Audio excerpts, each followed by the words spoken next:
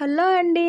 ఎంతో టేస్టీగా, హెల్తీగా ఇంట్లోనే పల్లి చెక్కిని ఎలా ప్రిపేర్ చేయాలో చూద్దామా? అది కూడా మన చేతులతో చేసి మన ఇంట్లో వాళ్ళకి పెడితే ఆ ఆనందమే వేరు కదండీ! సరే రండి ఇప్పుడు ఎలా తయారు చేయాలో చూద్దాం. ముందుగా ప్యాన్ తీసేసుకొని ఏదో ఒక కొలత తీసుకోవాలండి. చిన్న బౌల్ లాంటిది తీసేసుకొని 1 ½ బౌల్ పల్లీలు తీసుకున్నాను. లో ఫ్లేమ్‌లో పెట్టి బాగా ఫ్రై చేసుకోవాలి. ఫ్రై చేసిన పల్లీలపై నుంచి పొట్టు తీసి బద్దలుగా చేసుకోవాలండి. ఇలా బద్దలుగా చేసుకున్న దాన్ని పక్కన పెట్టుకోవాలి. తర్వాత ఏ బౌల్‌తో అయితే పల్లీలు తీసుకున్నామో అదే బౌల్‌తో 1 కప్పు బెల్లం తీసుకోవాలి.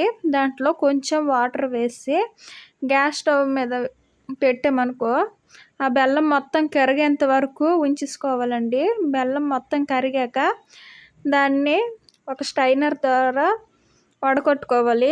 దీంట్లో ఏదైనా ఇసుక కానీ, చెత్త కానీ ఉంటాయి కదండీ బెల్లం తయారు చేసేటప్పుడు. అవే మంచు ఈజీగా పక్కకు పోతాయి. ఇలా వడకట్టిన పాకాన్ని మనం మీడియం ఫ్లేమ్‌లో పెట్టి బాగా కలుపుతూ ఉండాలండి. ఇది కలుపుతుంటే మాడకుండా ఉంటది. కలపకుండా వదిలేస్తే అడుగు మాడిపోద్ది.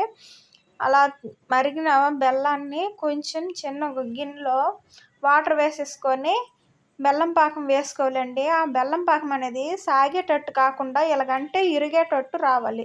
అలా వచ్చిందంటే పర్ఫెక్ట్‌గా వచ్చినట్టే. మనం పక్కన పెట్టుకున్న పల్లీలను కూడా వేసి బాగా కలుపుకోవాలండి. లాస్ట్‌లో కొంచెం నెయ్యి వేసుకున్నాను. సిల్వర్ పేపర్‌ని ఒక ప్లేట్‌లో పెట్టేసుకొని దాంట్లో ఈ తయారు చేసుకున్న పాకాన్ని వేసి గరిటెతో సమానంగా ఒత్తుకోవాలండి. ఒత్తుకున్న తర్వాత కాసేపు అయినాక చాక్‌తో కానీ ఇక్కడ చూపించింది మీ దగ్గర ఉంటే దాంతో చిన్న ఘాట్లుగా పెట్టేసుకోవాలి. తర్వాత 3-4 గంటల తర్వాత అది గట్టిపడిపోద్దండి. ఆ తర్వాత మనం ఘాట్లు పెట్టాం కదా! అందువల్ల చాలా ఈజీగా ఇరిగిపోతాయండి ఈ పల్లి చెక్కీలు.